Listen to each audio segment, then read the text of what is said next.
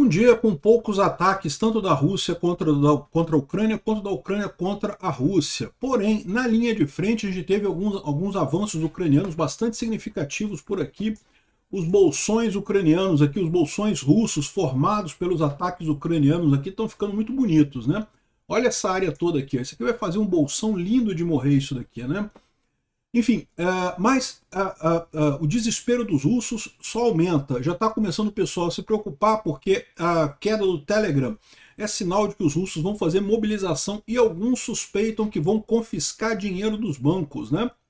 E a gente tem ainda o Trump também meio desesperado, sacaneando o Zelensky. Por que o Trump insiste em brigar com o Zelensky? Cara, é impressionante, bicho.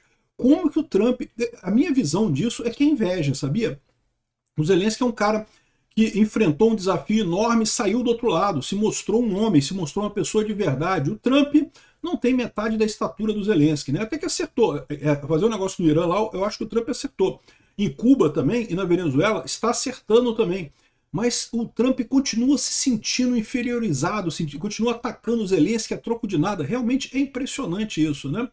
Bom, eu sou Peter Turguniev, esse é o Mundo em Revolução e nós vamos falar agora sobre a situação na Ucrânia, hoje dia 3 de março de 2026, são 3 horas da tarde aqui em Nova York, 10 da noite lá em Kiev no momento que eu gravo esse vídeo, e as notícias aqui foram sugeridas por Sagat Bordiev, o Retorno, Fim da Nova República de Banânia e várias outras pessoas. Obrigado aí ao pessoal que sugeriu notícias lá no nosso site, no wrevolving.com, e obrigado a você que está assistindo o nosso vídeo. Se você gosta do nosso conteúdo, por favor, deixe o seu like e se inscreva aqui no canal, né?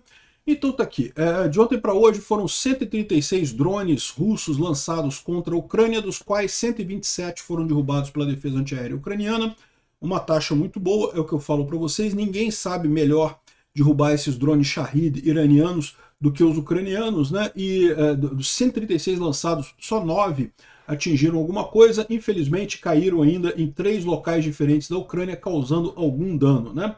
Mas um dano muito pequeno, muito menor do que normalmente são os ataques russos, né?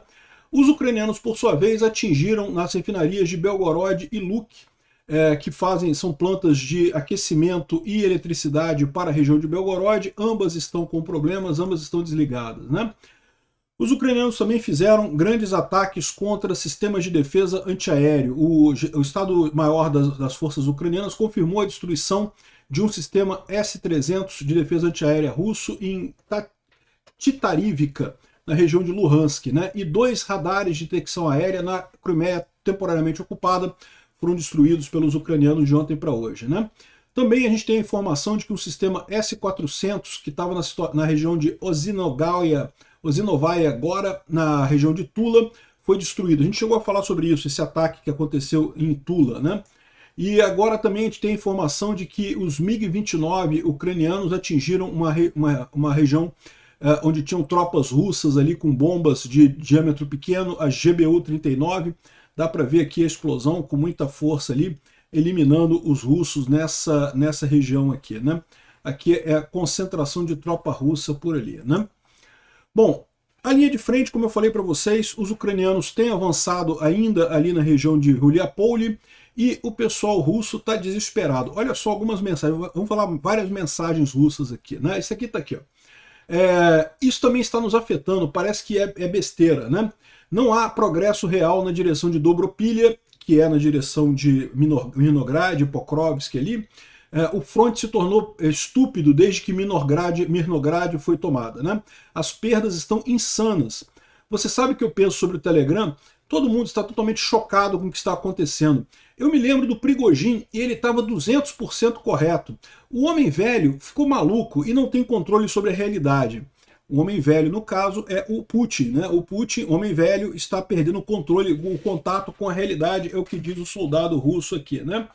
E aí o cara reproduz esse diálogo aqui, coloca, olha só, nós estamos tendo informações das Forças Armadas Russas, que elas estão de pessoas que estão lutando desde 2014. Então esse cara que está falando isso aqui, que as perdas estão insanas na região de Mirnograd e que o Prigozhin estava certo e que o Putin está meio pancado da cabeça, então ele diz aqui, ó, nós estamos tendo a palavra desse soldado que está lutando desde 2014, né?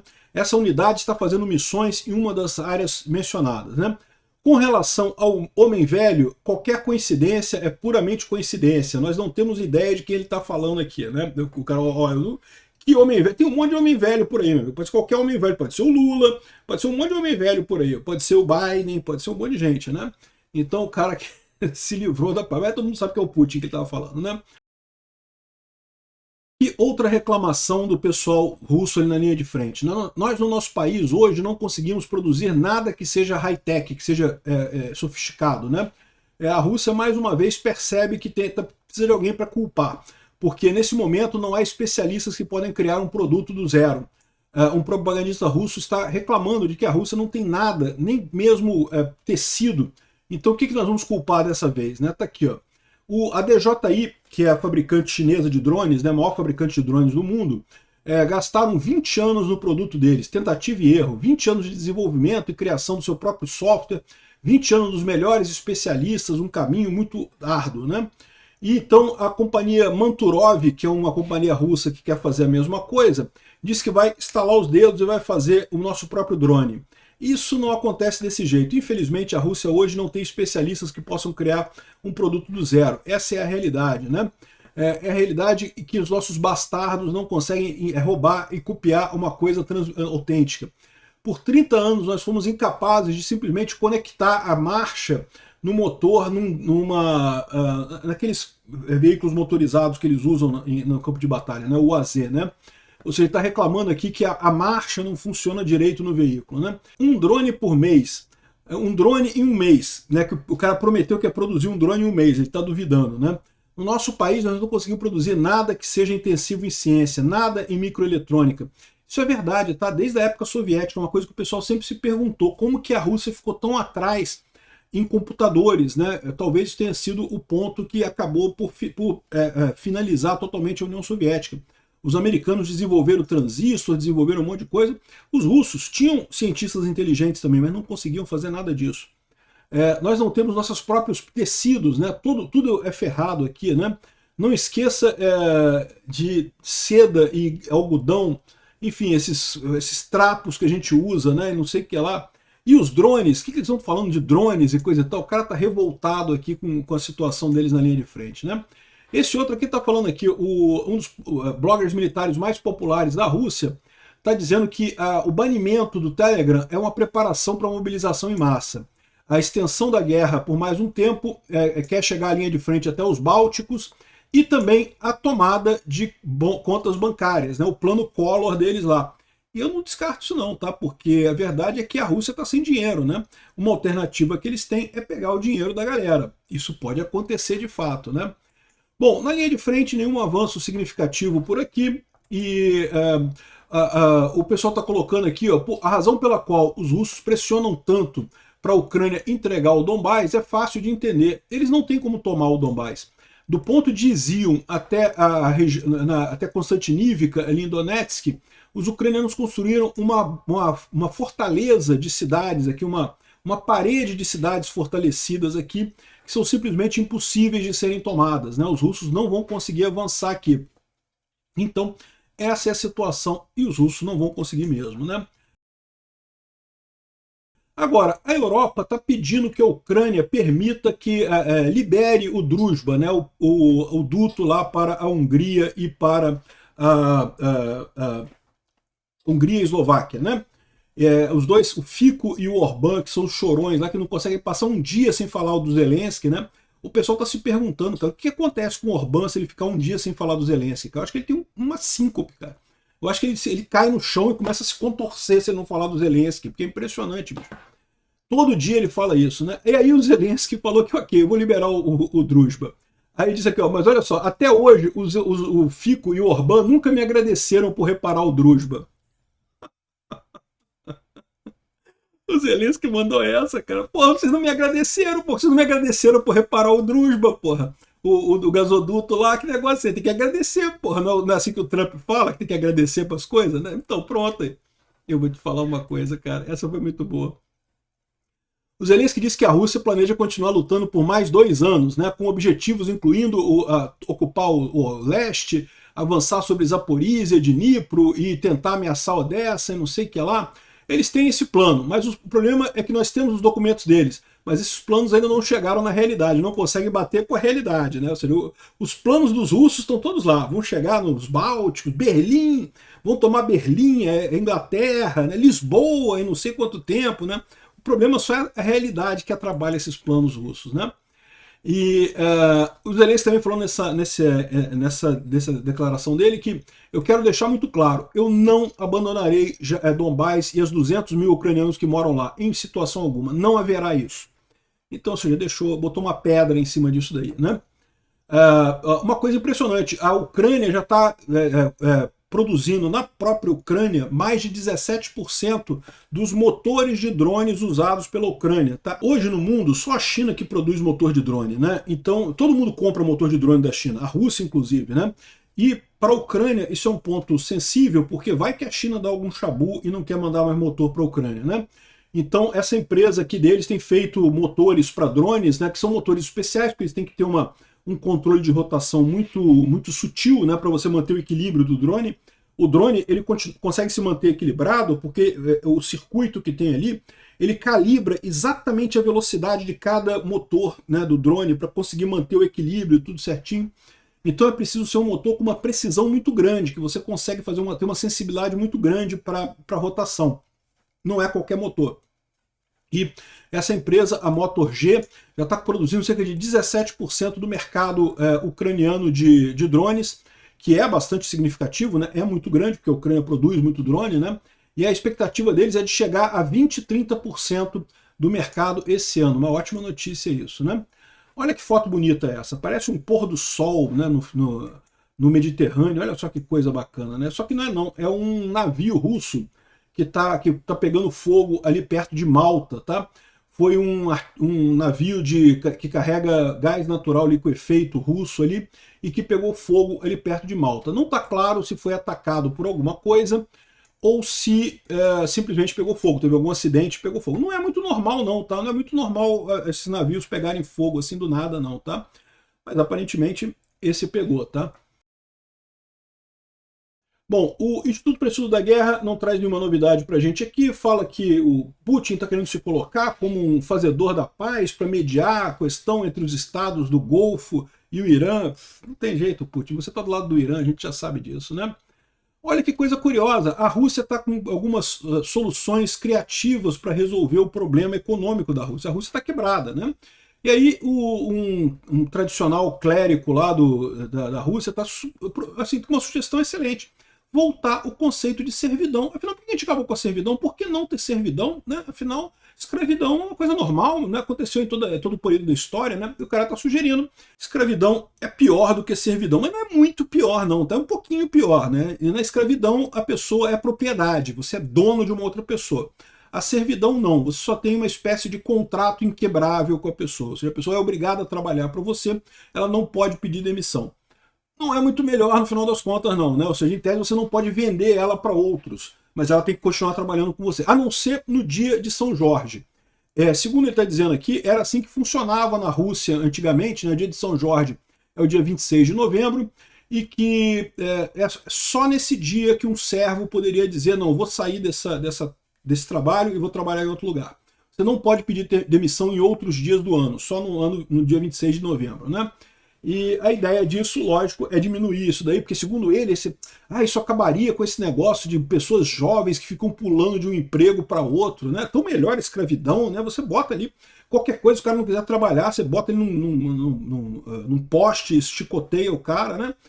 Esse é o tipo de pensamento que está rolando lá na Rússia nesse momento, para você ter uma ideia, né? Por falar em russos idiotas, está aqui o Fidias, que é um idiota que se diz de direita, mas não é, né? É o que eu falo para vocês, direita de verdade é direita pró-Ucrânia. Direita pró-Rússia, meu amigo, é uma esquerda disfarçada, tá? O Fidias fez um vídeo, né, criticando que o Irã atacou Cipros. Aí ele apagou o vídeo e fez um outro vídeo dizendo que o Irã atacou Cipros por causa da Inglaterra. A culpa é da Inglaterra, não é do Irã. O Irã atacou Cipros, mandou lá, o Chipre, né? Atacou o Chipre, mandou o drone lá, atingiu, não sei o que lá. Nem foi tão grande o prejuízo assim, tá? Teve um dronezinho que chegou lá, não foi nada demais. Mas a culpa é da Inglaterra, né? É lógico, eu imagino que o Putin ligou para ele e falou, olha só, meu filho, o dinheiro vai ser suspenso porque não pode criticar meu amiguinho Ayatollah, não, tá? tem que criticar o pessoal da Europa, não pode criticar o Ayatollah. É um idiota esse. E por falar em idiotas que apoiam a Rússia, né, a gente tem aqui o Trump, aqui, ó. As pilhas de munição dos Estados Unidos estão no nível médio e alto, nunca tiveram tão altas ou melhores, né? Como me disseram, hoje nós temos virtualmente suprimento ilimitado de armas de médio e alto capacidade, né? Guerras podem ser lutadas para sempre e com muito sucesso usando apenas esses suprimentos, que são muito melhores do que de outros países, que são melhores que as melhores armas de outros países. E nesse ponto o Trump está correto, até aqui está certo, realmente as armas americanas são muito boas. No nível mais alto, porém, nós temos um suprimento bom, mas não tão perto do que a gente gostaria. Muito da arma de maior capacidade, que estaria guardada para o nosso país, o Joe Biden gastou tudo dessa vez, gastou todo o dinheiro entregando isso para o P.T. Barnum. P.T. Barnum parece que é um personagem histórico aqui, um enganador histórico americano aqui, que ele colocou aqui, ó, Zelensky, né? Ah, é o Zelensky, né? Ele botou a referência, mas como ele sabe que o pessoal nem vai lembrar quem é P.T. Barnum, nem aqui nos Estados Unidos o pessoal sabe direito quem é esse cara, quanto mais o resto do mundo, ele botou ali o Zelensky, né? Centenas de bilhões de dólares e não sei o que lá. Para que isso? O que o Trump está ganhando atacando o Zelensky dessa forma? Qual é a lógica disso? Né? Não dá para entender muito bem essa lógica dele, né?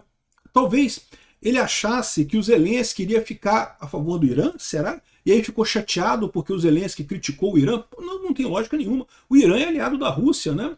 Enfim, não dá para entender essa história, né?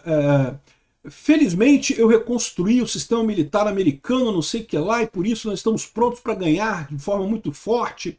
Obrigado por sua atenção nesse assunto. Ele não falou nada de sério. Criticou o Zelensky, assim, de graça, absolutamente sem nenhum motivo. A minha suspeita disso, cara, eu já falei para vocês, é inveja. Essa é inveja. O Trump, ele gostaria de ter 1/10 do caráter do Zelensky, 1/10 da imagem que o Zelensky transmite para o mundo, né? E infelizmente não chega nisso, né? Então o Trump acaba falando essas besteiras por puro despeito, por pura inveja, né? E aqui, ó, o pessoal falando aqui, ó, a briga do Trump com o Zelensky não tem sentido. O Zelensky apoiou a operação no Irã também, né? O que o Trump quer nesse caso? O que ele está criticando nesse caso, né? E o pessoal fala aqui, ó, o Zelensky é mais popular nos Estados Unidos que o Trump. É isso que o Trump está ressentido. Se o Zelensky se candidatar aqui nos Estados Unidos, é que ele não pode, porque para ser presidente americano tem que ser natural dos Estados Unidos. Mas se o Zelensky se candidatar aqui, é capaz dele ganhar do Trump. Esse que machuca o Trump por dentro, né? Aquele machucado por dentro que é difícil de sarar. Zelensky chamou o regime do Irã de anti-humano e diz que a guerra está se espalhando pela região, adicionando que Moscou e Teherã estão unidos por um desrespeito conjunto, né, um desrespeito unido contra a vida humana. Ele pediu que a Europa e o mundo sejam efetivos em defender contra esses regimes e coisa e tal. Isso colocou à disposição também para ajudar, né? Aqui, ó, a agência nuclear russa reportou que parou as operações no reator de Bushehr, porque depois dos ataques que foram feitos contra a planta, né? Bushehr é um reator que tem de energia nuclear lá no Irã, construído pela Rússia e que foi atingido nesses ataques recentemente, né? Aqui, ó, a Rússia diz que perdeu todos os contatos com a liderança nuclear iraniana.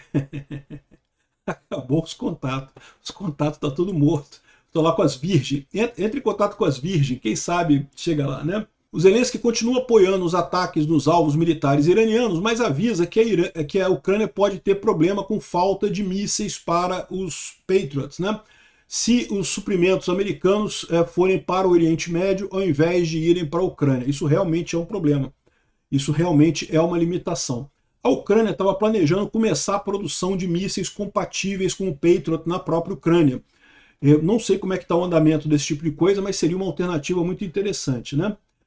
As sanções ocidentais destruíram o valor do óleo da Rússia por 65%. Chegou a bater $39 o valor do petróleo. Mas, com o bombardeio do Irã, a coisa toda subiu, né? Ou seja, dá a impressão até que isso aí foi uma maneira do Trump ajudar o Putin no final das contas. Mas eu acho que não, tá?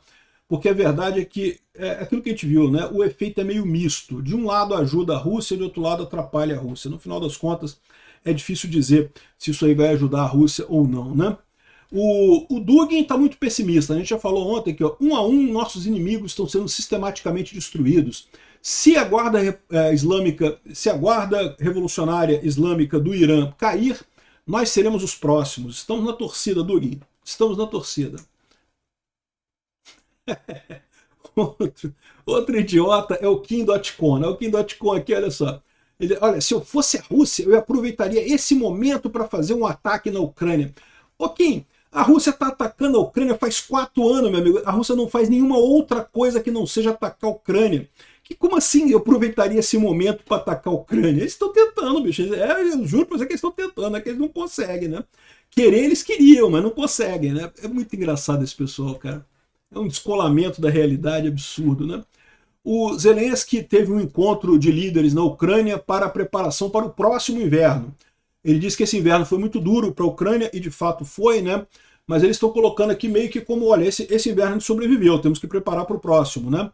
Eu acho que a visão dele é a mesma que eu estou sentindo aqui em Nova York também. Aqui em Nova York ainda está frio, tá? Hoje choveu muito aqui, está frio mesmo, mas assim, já não está aquele frio que estava no início de fevereiro, já está aquele friozinho mais de transição mesmo, né?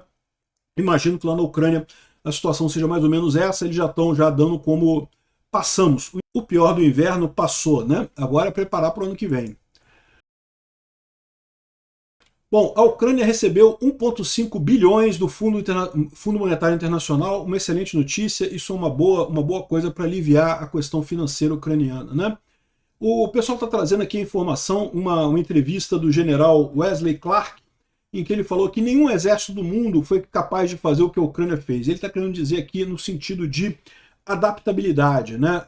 A Ucrânia conseguiu mover a tecnologia, adaptar a tecnologia de maneira muito rápida para responder as coisas todas, né? Para drone, e depois falta de artilharia, e depois a linha de frente cheia de fibra ótica, e defesa improvisada, e não sei o que lá. O ponto aqui central é esse, né? E é lógico, eu não tenho dúvida nenhuma que é uma coisa heróica o que a Ucrânia fez, mas é importante ressaltar que a grande vantagem da Ucrânia é justamente aproveitar a descentralização do exército, né? Eles sempre se apoiaram numa questão de independência de cada unidade. As unidades têm uma certa liberdade para criar, para inovar, para fazer as coisas. Então, isso é parte da força da Ucrânia nessa guerra, né? Bom, o Donald Tusk está sinalizando que o país pode ter armas nucleares fornecidas pela França. Não é que ele vai desenvolver arma nuclear na Polônia, ele pode ter elementos de dissuasão nuclear fornecidos pela França. Eu acho uma boa ideia. Se realmente esse pessoal aqui está certo, esse pessoal aqui está certo, e a Rússia vai estender a linha de frente até os países bálticos, é bom os países bálticos estarem preparados para isso, né? Obrigado por assistir nosso vídeo até o final. Tem alguns links para você nos ajudar aí na tela e também na descrição desse vídeo. Contribua com o nosso projeto.